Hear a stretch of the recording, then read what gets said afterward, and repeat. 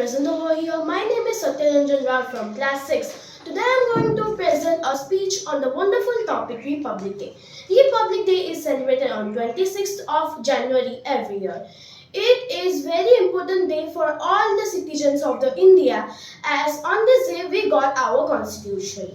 On 15th August 1947 we got our independence. After a few days on 29th August a committee was held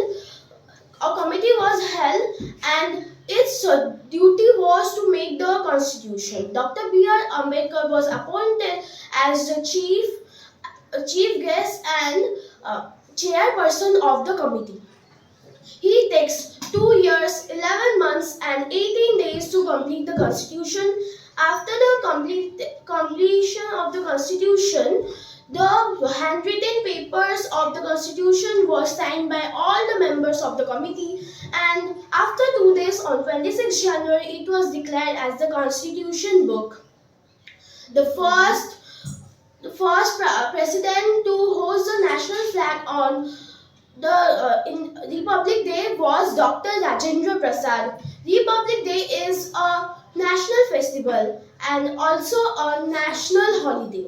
On this day, in Rajpath, New Delhi, the President of India unfurls the national flag with 21 gun salute and national anthem and parade also. On this day, in schools and colleges also, it is celebrated and we sing national anthem and host the national flag also.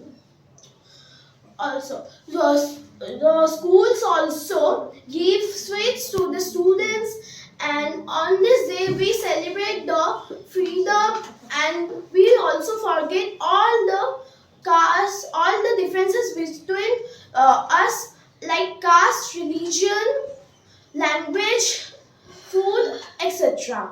At last, I want to say that we should do something for our nation, and we should be proud that we all are Indians, and we should give